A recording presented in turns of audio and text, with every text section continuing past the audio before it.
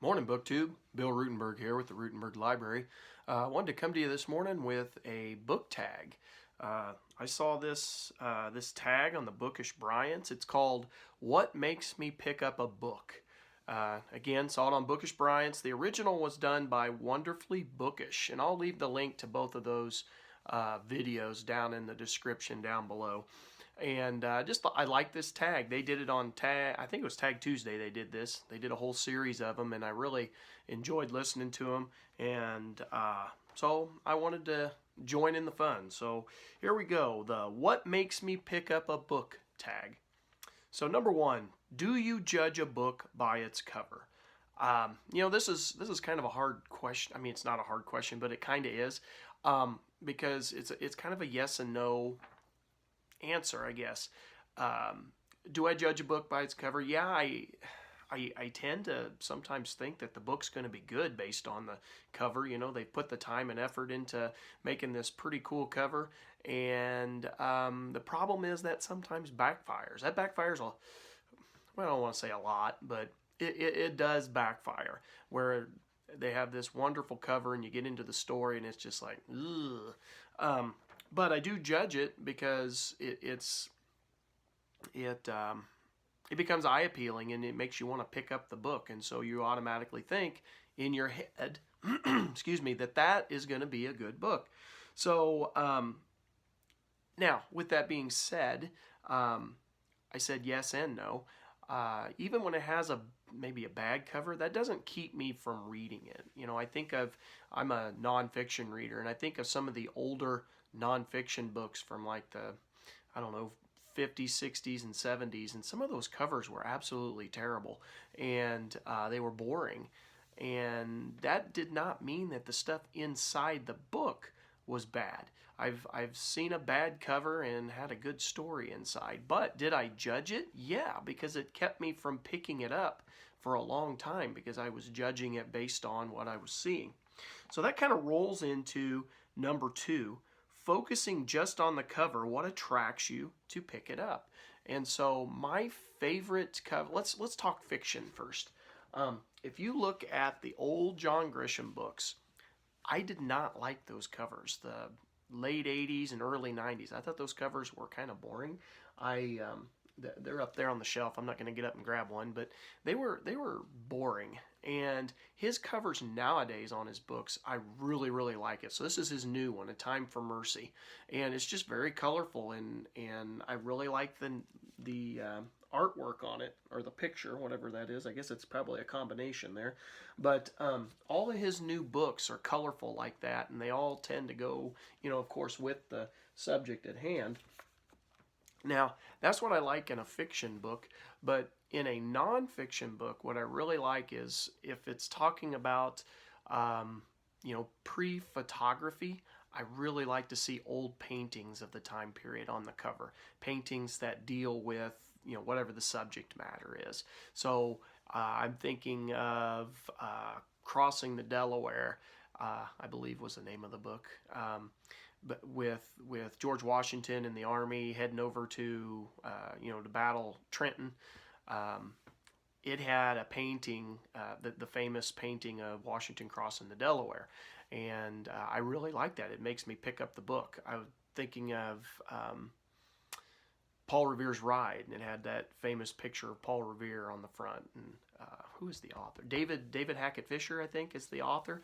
And I picked those books up specifically for the covers. Now David Hackett Fisher is a great writer. I absolutely love his stuff. I've come to, anytime I see a book by him, I get it.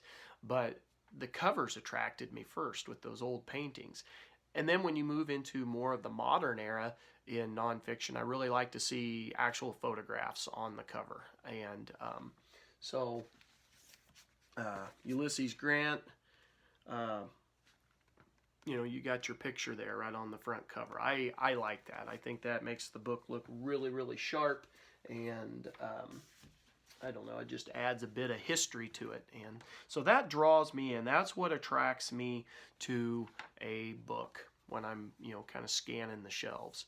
So question number three, do you read the synopsis first or prefer to go in without knowing anything about the book, I tend to read the synopsis, the stuff on the back cover, and then on the inside flaps. I'll read that.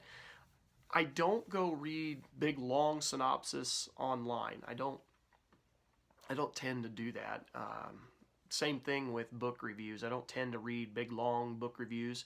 I want to formulate opinions for myself, and I think that comes down into one of the other questions. But the synopsis, I do like to know what the story is generally about, but I don't want them to give me too much. So I'll read the little deal on the back cover or on the inside flap just to get an idea of what's going on. I do like to do that. So number 4, do you auto buy authors? And so auto buy, they've come out with a new book, bam, you got it. And there are a couple. I don't do that too often because I don't tend to buy new books that much. But there are a couple authors that I really, really like. If we're talking fiction, it used to be Michael Crichton. Of course, he's passed away, so that's no longer, I don't have to buy new books by him. John Jakes hasn't come out with a book for a long time. He used to be one that it would be an auto buy. Now it is John Grisham. He's always my auto buy. As I said, the new one by him that I hope to get to sometime in the near future. He's an auto buy for fiction. Now for nonfiction, I would say H.W. Brands. He's a auto buy, and I have it. Where is it? It's here somewhere. Oh, right here. His new book, the Zealot and the Emancipator. I bought that. That was an auto buy. And then I really like Joseph Ellis and his books. I tend to buy them, if not right when they come out, I buy them very soon after.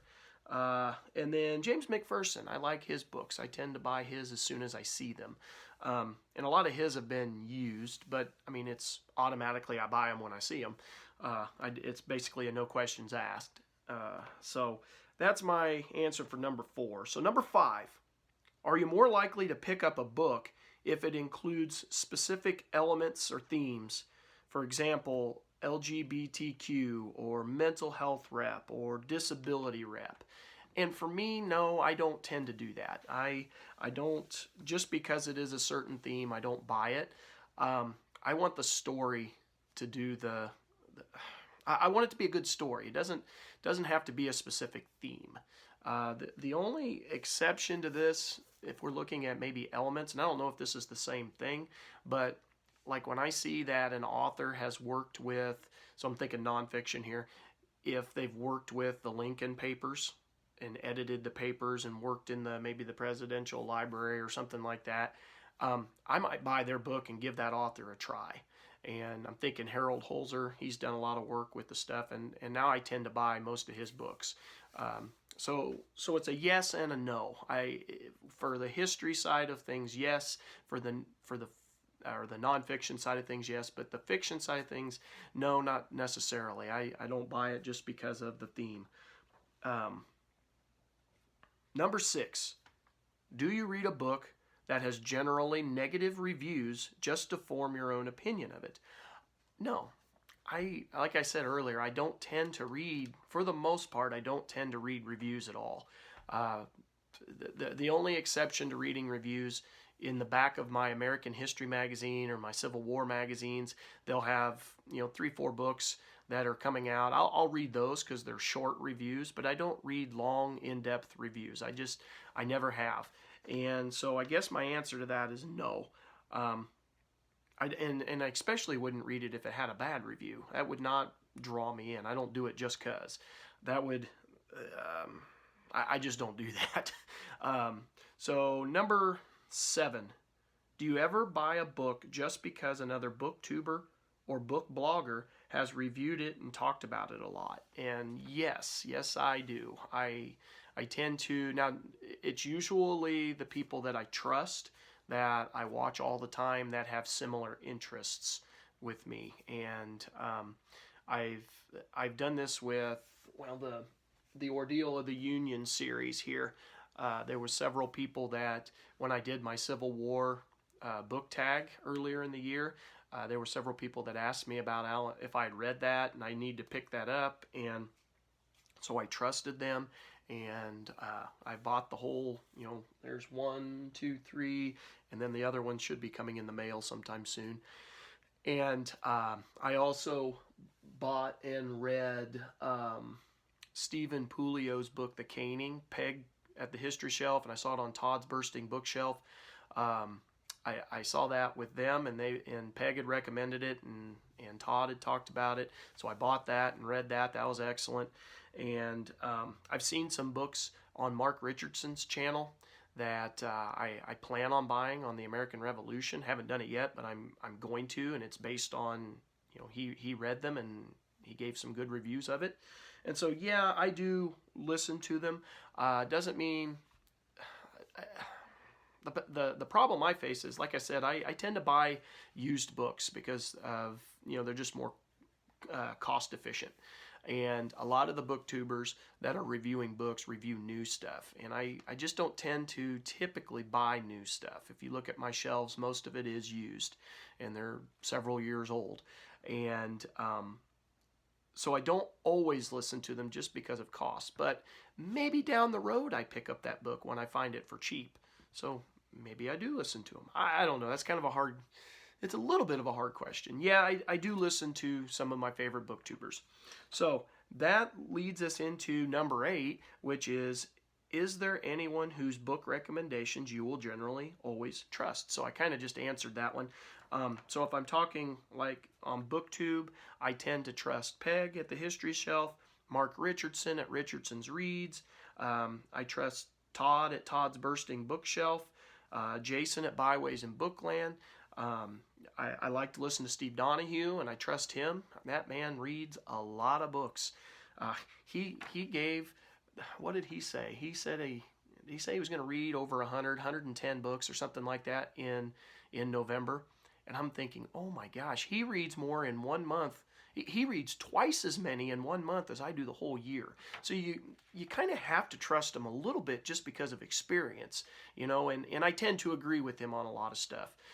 Doesn't mean that we don't disagree, but on a lot of stuff I do agree with him. And like I said, with all the experience that him and all those other ones that I just listed, the experience that they've got way more experience than me. So you gotta trust them a little bit. And plus they all read in the same areas I read. And I also trust my daughter and my wife. They know me well enough that the books that they do recommend are books they know I'll like. They don't usually send me down a rabbit trail I don't want to be on.